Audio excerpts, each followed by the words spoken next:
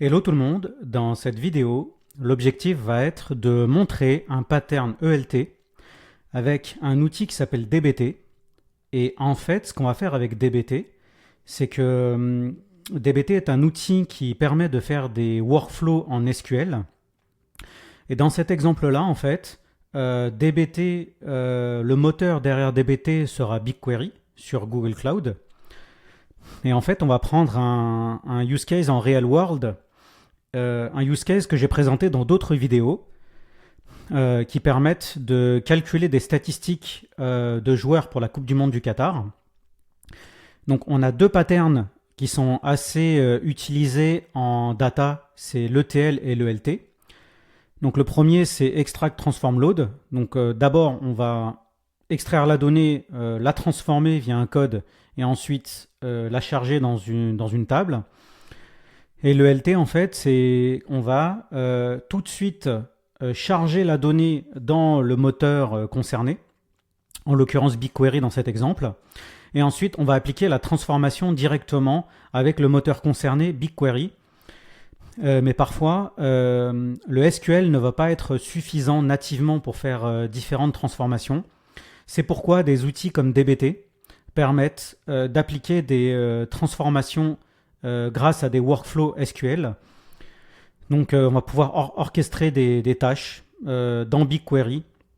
Par exemple, lancer une première requête, une deuxième et une troisième, pour ensuite arriver à notre résultat final et charger la donnée finale dans une table de sortie. DBT étant un outil très populaire, j'ai souhaité le montrer dans cette vidéo. D'abord avec une exécution depuis ma machine locale sur Google Cloud. Et dans ce cas, on va faire une authentification via ADC, Application Default Credential. Et ensuite, ce qu'on va faire, c'est qu'on va installer DBT dans une image Docker et on va déployer notre application en serverless avec un Job Cloud Run. Donc, je l'ai montré dans la vidéo précédente. Un Job Cloud Run permet d'exécuter un programme basé sur Docker, par exemple. Donc, on va exécuter un job et le faire tourner dans Cloud Run en serverless. Et dans ce cas-là, ce qui est très intéressant, c'est qu'on ne va pas avoir besoin de manager ou d'orchestrer un cluster. On va juste coder notre application DBT, ensuite l'installer dans Docker et la déployer en serverless dans un Cloud Run job sur Google Cloud. Alors, rapidement, quelques mots sur moi. Moi, je m'appelle Mazloum Tosun, je suis Google Developer Expert et je suis aussi Head of Data and Cloud chez GroupBiz. Alors, GroupBiz, c'est un groupement de freelance tech. Si vous avez des questions sur GroupBiz, n'hésitez pas à me contacter en message privé. Je suis également actif sur les réseaux, donc je publie toutes les vidéos dans la chaîne YouTube. Et pour chaque vidéo, je prépare le code que je mets dans un repo GitHub, dans mon compte GitHub. Et donc n'hésitez pas à vous abonner à la chaîne YouTube pour booster notre travail. Généralement, ce que je fais, c'est que je publie un article associé à la vidéo et au use case sur Medium. Et je suis également actif sur les réseaux X et LinkedIn, donc n'hésitez pas à me suivre.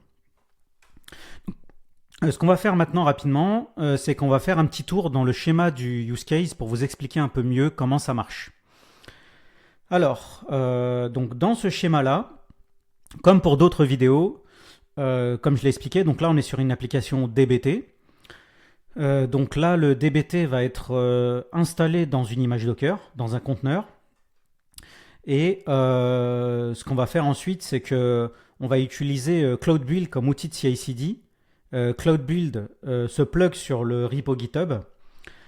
Et ensuite, ce qu'on va faire, c'est que dans cette image Docker, on va installer l'application DBT et on va publier l'image Docker dans Artifact Registry, qui est un repository qui est proposé sur GCP. Une fois qu'on a publié et build notre image Docker, on va créer un Job Cloud Run et le déployer sur Google Cloud en serverless. Donc là, ça c'est la partie Deploy Cloud Run Job. Donc là, notre Cloud Build va avoir ces deux responsabilités, builder et publier l'image Docker dans Artifact Registry, et ensuite déployer le Job Cloud Run. Ensuite, sur la partie applicative.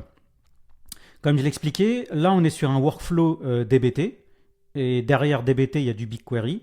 On est sur un use case qui est basé sur du football, comme je l'ai expliqué précédemment. Donc on va d'abord faire une première exécution depuis notre machine locale. On va créer un virtual env en Python. Et pour ça, plutôt que de faire un requirement.txt, on va utiliser un outil qui s'appelle Poetry, qui est assez populaire dans les communautés Python. Et grâce à Poetry, en fait, on va créer le virtual env sur notre machine. Et ensuite, on va installer les packages dbt et dbt BigQuery. Et ensuite, on va pouvoir, depuis notre machine locale, s'authentifier sur GCP de façon sécurisée. Et on va pouvoir déployer notre application et l'exécuter depuis notre machine locale pour commencer grâce à Poetry. Ensuite, ce qu'on va faire, c'est qu'on va faire l'équivalent, mais on va exécuter l'application depuis le Cloud Run Job sur Google Cloud en serverless. Donc ça, c'est la partie Cloud Run Job. Et dans ce cas-là, on va voir qu'après avoir déployé le job Cloud Run, on va juste cliquer sur un bouton depuis Google Cloud pour exécuter notre job. Et dans ce cas-là, voici ce que fait le workflow DBT. On va avoir un step de staging parce que initialement, notre donnée brute, notre donnée raw, elle est proposée dans une table BigQuery qui s'appelle TeamStat Raw. Donc elle a été chargée en amont dans cette table-là. Donc via DBT, on va avoir ce step de staging. Donc on va lire la donnée brute, on va cleaner quelques informations, on va faire de la micro-transformation. Et surtout, on va faire des transformations au niveau de nos colonnes parce qu'on va avoir des champs en string et ça va être plus intéressant pour nous de les transformer dans des champs de type float ou int. Donc une fois qu'on a fait ça, on va générer une vue avec DBT. Donc ça va être notre donnée brute mais cleanée. Ensuite, une fois qu'on a fait ça, on va avoir un step qu'on appelle Mart. Et ce step-là, en fait, ce qu'il va faire, c'est qu'il va lire la donnée brute cleanée précédemment. Et ensuite, on va appliquer des transformations métiers via une requête SQL BigQuery avec DBT. Et pour ça, on va montrer un peu comment s'y prendre avec DBT. Donc on va avoir des notions un peu de dynamique et de templating dans notre requête grâce à DBT. Et on va aussi avoir une notion de macro. Donc ça va être on va avoir des traitements réutilisables qu'on va sortir dans une fonction qu'on appelle une macro. Donc dans le monde de DBT, la macro c'est l'équivalent d'une méthode ou d'une fonction dans un langage de programmation, par exemple. Et à la fin, on va charger toutes ces données calculées métiers, on va les stocker dans une table finale qui va faire des agrégations par équipe avec les meilleurs passeurs, meilleurs buteurs, meilleurs dribbleurs et ainsi de suite. Donc voilà un peu pour le schéma du use case. Donc là, ce que je vais faire, c'est que je vais passer ensuite sur l'application DBT. Donc ici, dans mon projet, j'ai un root folder qui s'appelle DBT. Dans DBT, j'ai toute la logique concernant mon workflow DBT et mes différentes transformations. Donc là, j'ai un répertoire qui s'appelle Models. Donc dans DBT, un modèle, c'est ce qui va être un peu nos différentes requêtes SQL. Et à la racine de DBT, je vais avoir des fichiers de configuration. Donc j'ai un premier fichier de configuration qui s'appelle DBT Project. Donc là, j'ai un nom d'application DBT. Ensuite, j'ai un profil qui s'appelle, dans ce cas-là, je l'appelle World Cup Qatar ELT, une version. Et ensuite, dans Models, je vais donner également un nom. Je peux également indiquer de la configuration pour mes modèles ici. Je peux par exemple indiquer que tel répertoire va être représenté par des tables ou tel répertoire va être représenté par des vues. Je peux gérer ça un peu en global dans ce fichier de configuration. Mais dans mon exemple ici, j'ai plutôt laissé les éléments, c'est-à-dire la configuration par modèle et par requête SQL, directement à ce niveau-là, gérer la configuration. Donc là, donc ça c'est pour le DBT Project. Ensuite, j'ai un fichier qui s'appelle Profile. Et dans Profile, donc là, j'ai pointé vers ce profil-là, World Cup ELT. Et normalement, ça correspond à ce profil-là.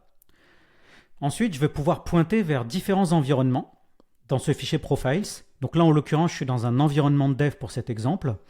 Et ensuite, dans un paramètre Output, je vais pouvoir, grâce à Target Dev, je vais pouvoir pointer vers les éléments de la dev. Et dans ce cas-là, je vais dire c'est quoi la méthode d'authentification. Donc en l'occurrence ici, c'est du OAuth. Là, je travaille sur BigQuery avec DBT. Euh, Tous mes éléments de calcul vont être basés sur ce dataset-là qui s'appelle Qatar FIFA World Cup. Le projet GCP, c'est celui-ci. Ensuite, j'ai quelques configurations concernant les jobs, les threads et aussi la location dans GCP. Donc, jusqu'ici, tout va bien. On est bon sur la configuration. Ensuite, pour expliquer un peu le use case rapidement, j'ai de la donnée brute comme ça. Donc, c'est de la donnée de statistiques d'équipe pour la Coupe du Monde du Qatar. Donc, les données sont aplaties en entrée. Et ensuite, moi, ce que je vais faire, c'est que je vais faire un groupe by par équipe ici. Je vais calculer le nombre de buts total par équipe et calculer les meilleurs buteurs, les meilleurs passeurs, les meilleurs dribbleurs et les statistiques de gardiens et ainsi de suite. Donc ça, c'est l'objectif de ce use case. En amont, ce que j'ai fait, c'est que j'ai chargé la donnée brute en NDJSON dans une table qui s'appelle Team Player Stat Row. Donc c'est la table contenant ma donnée brute. Donc grâce à cette ligne de commande bqload, j'ai pu faire ce chargement-là. Et ensuite, une fois que j'ai ma donnée brute, je vais pouvoir appliquer mon fameux workflow SQL, comme je l'ai montré dans le schéma initial. Je vais d'abord avoir une étape de staging. Donc là, on est sur un modèle DBT. Donc sur chaque fichier SQL, je vais pouvoir donner de la configuration. Là, en l'occurrence, je vais dire, j'ai une requête SQL ici qui va être matérialisée dans une vue. Et en fait, ce que je fais là, c'est que je pointe vers la table row. Je récupère des informations qui m'intéressent et j'applique des micro-transformations. Donc là, je fais des castes de données qui sont en string. Je les transforme en int ou en float parce que ce sera plus facile pour moi ensuite de travailler avec des données typées en numérique. Ensuite, je récupère d'autres éléments. Je récupère un booléen pour indiquer si dans ma donnée brute j'ai de la donnée de statistique de gardien, donc grâce à un booléen. Comme ça, de façon plus élégante, dans ma seconde requête, je pourrais me baser sur ce booléen. Ensuite, je récupère d'autres informations nécessaires. Et grâce à DBT, je vais pouvoir dynamiquement récupérer le nom du dataset concerné, donc celle qui est passée dans Profiles, comme je l'ai montré tout à l'heure. Là, j'ai un dataset BigQuery. Je peux, grâce à target.dataset, dynamiquement récupérer le nom du dataset concerné par mon workflow SQL. Pas besoin de la taper en dur, je peux directement la récupérer via target.dataset. Donc jusqu'ici, on est bon. Donc la première requête est assez simple. Donc là, on est sur le step de staging. On a fait différentes transformations. Et on va matérialiser ça dans une vue. Ensuite, j'arrive dans le step de Mart. Donc dans le step de Mart, ce que je fais, j'ouvre mon fameux modèle. Et là, ce que je vais dire, c'est que je vais avoir une requête SQL, mais qui va calculer mes données métiers par rapport à la donnée brute qui a été stockée et les calculs qui ont été faits précédemment dans le step de staging. Je vais pouvoir indiquer de la configuration pour ma table BigQuery. Par exemple, ici, je vais dire que j'ai de la partition par la date d'ingestion par jour et aussi du clustering sur le champ TeamName, parce que dans BigQuery, on peut faire des stratégies d'optimisation pour des temps de réponse grâce au clustering. Et on peut aussi faire du partitioning pour éviter de faire des full scans. Et si on fait un where madate égale, on va juste récupérer les éléments qui sont demandés, c'est-à-dire les éléments temporels demandés de la journée, et on ne va pas les scanner toute la table. Donc jusqu'ici, on est bon. Là, j'ai une requête SQL BigQuery classique. Je vais faire une petite vue interne ici qui va me permettre de récupérer la donnée brute cleanée précédemment dans le step de staging. Grâce à cette syntaxe ref dans DBT, je peux pointer vers les éléments d'un autre modèle. Donc là, j'ai un modèle 1, c'est celui qui est fourni par le step de staging. Et je vais pouvoir, grâce à ref, référencer ce qui a été calculé dans un autre modèle DBT. Donc là, je récupère mon step de staging. Ensuite, je vais avoir une petite étape de calcul pour récupérer les statistiques de gardien. Donc là, je me débrouille pour aller faire une requête. Je vais chercher le nom de la nationalité de l'équipe.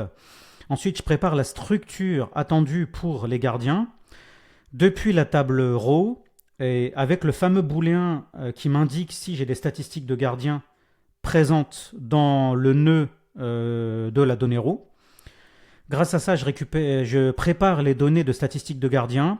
Et ensuite, là, ce que je fais, c'est que je fais une seconde vue interne qui va me permettre, en gros, de récupérer le nœud gardien, vraiment le seul nœud gardien par équipe. Donc, une fois que j'ai fait ça, je suis bon. Ensuite, j'ai la requête SQL en dessous qui va récupérer tous les champs nécessaires. Je vais faire calculer la somme des buts par équipe, la date d'ingestion. Là, je récupère les statistiques de gardien que j'ai préparées précédemment. Ensuite, là, je vais avoir ce qui va me permettre de calculer les nœuds meilleur buteur, meilleur passeur, meilleur dribbleur, meilleur tacle réussi, duel gagné, ainsi de suite. Et là, j'ai de la stratégie réutilisable. Parce qu'en fait, pour calculer toutes ces statistiques-là, c'est la même façon de faire. Donc, en requête SQL classique, on n'a pas forcément cette notion de fonction. En BigQuery, on l'a grâce aux notions d'UDF.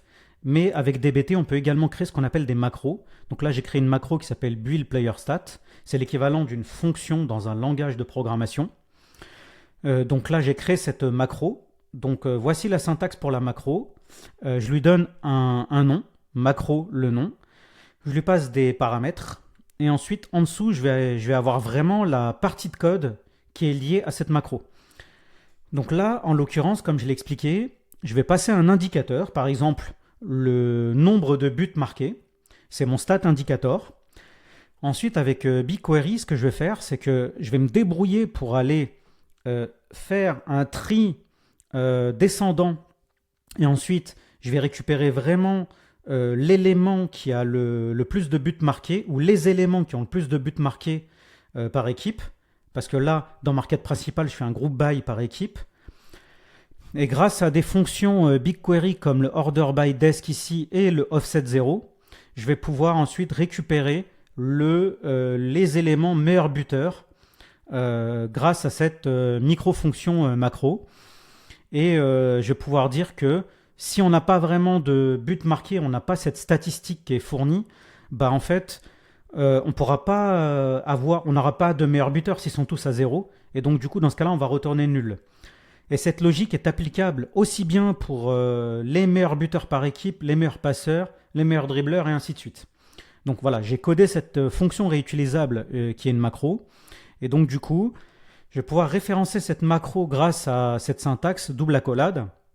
Je vais pouvoir passer le fameux champ stat indicator et les autres champs qui correspondent aux éléments d'un joueur, en gros. Donc grâce à ça, je calcule les meilleurs buteurs par équipe. Je fais la même chose avec les meilleurs passeurs, les meilleurs dribbleurs. Donc à chaque fois, je passe l'indicateur concerné.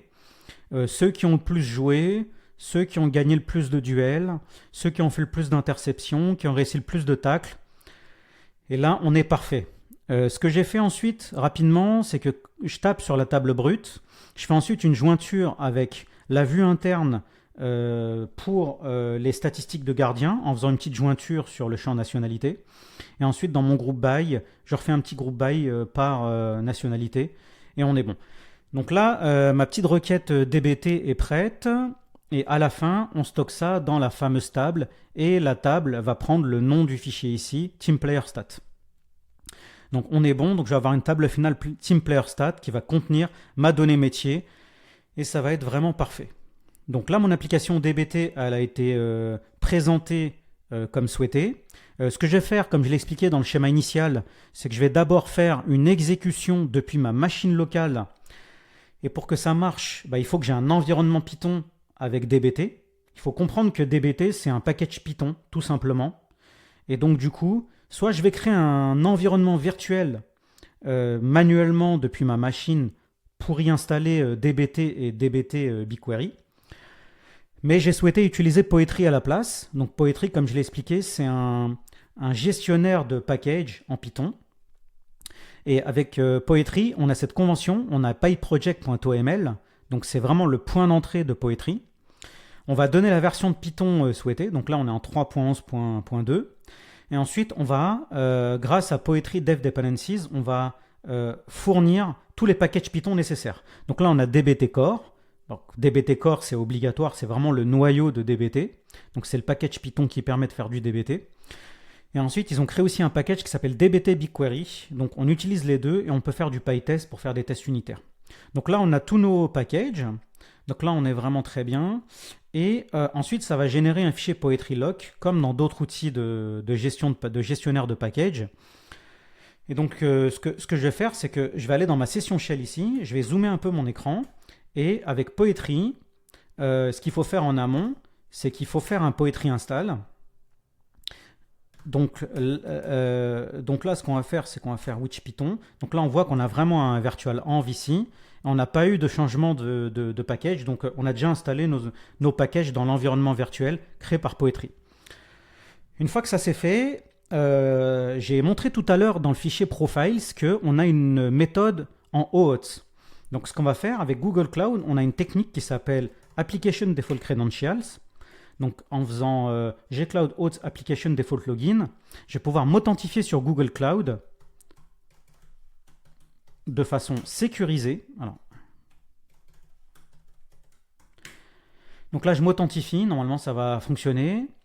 Et comme je l'ai montré dans d'autres vidéos, ADC, Application Default Credential, va me permettre de m'authentifier en tant que Mazloom directement depuis ma session shell. Donc, je n'ai pas besoin de clé de service account pour ça. Donc là, ma session shell et ma machine locale est authentifiée sur Google Cloud.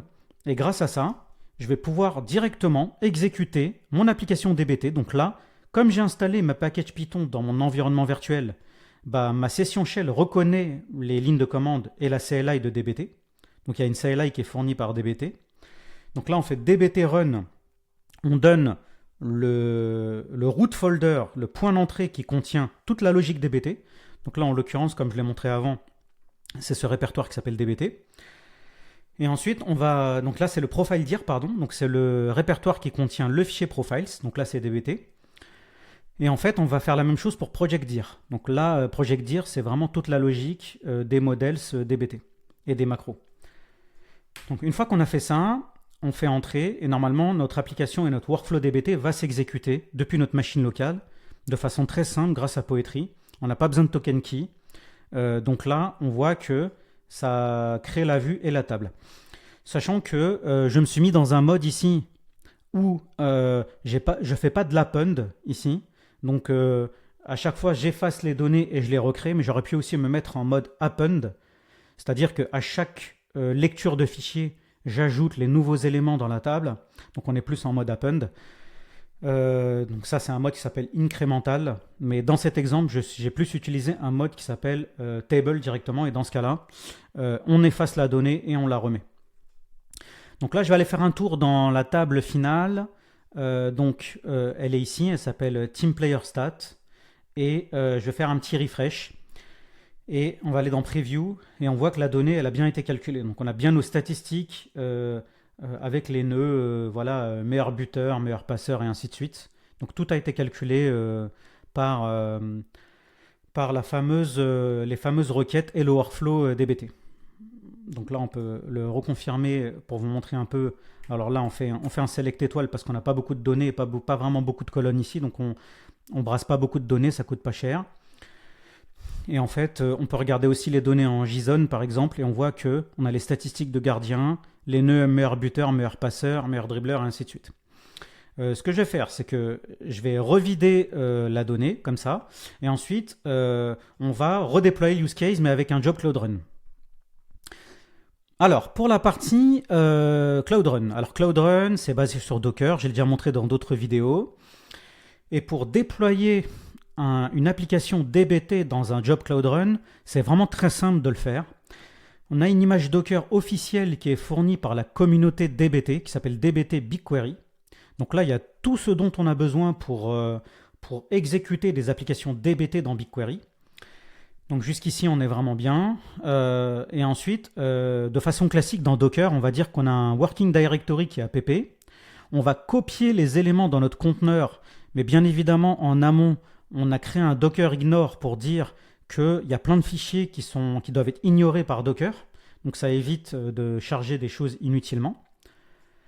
Donc là, je fais un copy de mon projet directement dans le conteneur. Et ensuite, dans l'entry point, je vais directement faire un dbt run profile-dir dbt et project-dir dbt. L'équivalent de la ligne de commande que j'ai exécutée en local, bah, je vais la faire dans le conteneur. Et là, ça va exécuter mon application dbt. Sachant que dbt a aussi un écosystème de packages. Ça veut dire que les communautés fournissent des packages dbt réutilisables. Mais dans mon exemple ici, je n'en ai pas. Mais dans une prochaine vidéo, je montrerai comment on peut importer des packages dbt dans notre projet et ensuite comment les installer dans notre conteneur en faisant attention à la gestion du cache dans Docker et ainsi de suite. Mais là, en l'occurrence, pour rester simple et efficace, on fait juste un dbt run pour vous montrer de façon simple comment exécuter notre application dbt dans le conteneur. Donc jusqu'ici, on est bien. Et ensuite, j'utilise Cloud Build, qui est un petit outil serverless, comme je l'ai montré dans différentes vidéos. Donc là, j'ai une étape depuis l'image Docker Cloud SDK. Donc c'est l'image qui apporte le gcloud SDK et la CLI de gcloud.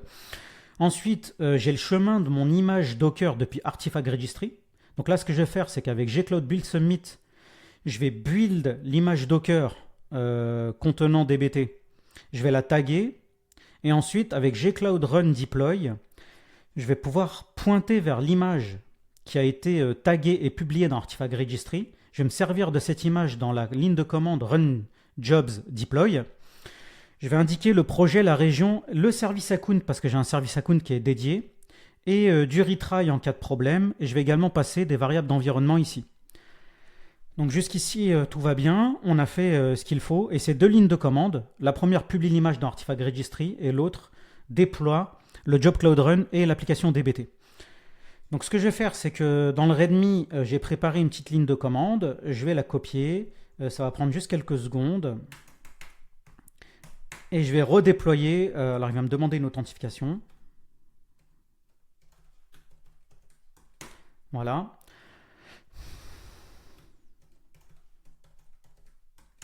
Normalement, ça va authentifier ma session shell et ça va être bon. Alors ça va prendre quelques secondes pour déployer. Alors d'abord, ça va build l'image et ensuite la publier sur Artifact Registry. Ça va prendre quelques secondes avec Cloud Build. En attendant, je vais en profiter pour vous montrer un peu l'écran Cloud Run. Donc quand on va dans Cloud Run, je vous montre assez rapidement. Dans Cloud Run, on a les notions de service et les notions de jobs. Donc les services, c'est plus pour répondre à des appels HTTP. Donc c'est plus pour déployer des endpoints. Et en appel HTTP, on va pouvoir réagir. Et ça va être intéressant. Le job, c'est plus pour, pas forcément réagir à un appel HTTP, mais plus pour exécuter un job.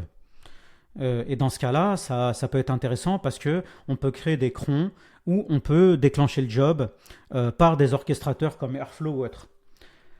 Donc là, en l'occurrence, nous, on peut déployer notre application. Donc en l'occurrence, elle s'appelle World Cup Qatar ELT-DBT. Donc là, je vais rentrer dedans pour vous montrer un peu à quoi ça ressemble, pour gagner un peu de temps. Et une fois qu'on est à l'intérieur, on voit l'historique des exécutions. On peut avoir accès aux métriques de notre job Cloud Run. On a accès aux logs, bien évidemment. Donc c'est des logs de Cloud Login directement intégrés à cette fenêtre, Cloud Run Job. On peut avoir accès à tout ce qui est configuration. Est-ce qu'on peut avoir du VPC, des variables, de la sécurité, tout ce qui est lié un peu à la configuration. Voilà. Donc normalement, on a aussi le fameux service account que j'ai créé pour les jobs Cloud Run dans ces exemples-là. Ensuite, les notions de volume, tout ce qui est trigger et le YAML généré par Cloud Run. Donc là, on est bon. Je regarde un peu où ça en est. Donc là, le déploiement est terminé. Donc je vais revenir ici à la page d'accueil. Et là, on revient ici. Donc ce que je vais faire, c'est que je vais exécuter mon job Cloud Run en serverless. Hop. On peut aussi l'exécuter via Cloud Scheduler, mais là, pour des raisons de simplicité, on va l'exécuter à la main. Et donc là, on va voir les tâches s'exécuter. Donc il y a un petit cold start, un petit temps de démarrage, mais qui est assez court. Et en fait, derrière, normalement, ça va exécuter nos tâches et on va pouvoir accéder au log et vérifier le résultat dans la table BigQuery. Donc, on y est presque. On va patienter un tout petit peu. Et on va voir que normalement ça devrait être bon. Donc hop, ça mouline encore un tout petit peu, mais on y est presque. Alors, je vais quand même faire un petit refresh au cas où. Il me semble que ça prend juste quelques secondes, mais que normalement ça devrait être bon. Donc là on est toujours en mode running. Et alors en attendant, est-ce que je peux vous montrer quelque chose? Bon, là il a terminé, donc le call start a pris quelques secondes. Là on va pouvoir aller dans les logs. Et dans les logs, ça prend un tout petit peu de temps pour se charger. Et là on voit bien qu'on a bien les logs souhaités. Donc on a la donnée brute cleanée. Et ensuite, on a les calculs des données métiers qu'on va charger dans la table finale. Voilà. Donc là, tout a été fait comme souhaité. On va aller vérifier notre table finale. Elle est là. Et on va faire un petit refresh et un petit preview. Donc on a bien la donnée ici. Donc on est bon. On a fait le tour du use case normalement. Donc voilà, on a montré le step de staging, enfin les fichiers de configuration avec le profiles et le DBT project. On a montré le step avec la donnée brute, le fait de caster des données et de générer une vue. Ensuite, le fait de calculer la donnée métier, de la représenter dans une table avec les différentes statistiques, la macro qui va bien, et l'exécution depuis Poetry, et l'exécution depuis le Cloud Run Job et un déploiement avec Cloud Build. Donc là, on est vraiment bon. Bah écoutez, merci, ça a été un plaisir pour moi de partager cette vidéo à la communauté. N'hésitez pas à vous abonner à la chaîne YouTube pour booster notre travail. Et on se voit très bientôt pour d'autres use cases. Bye bye.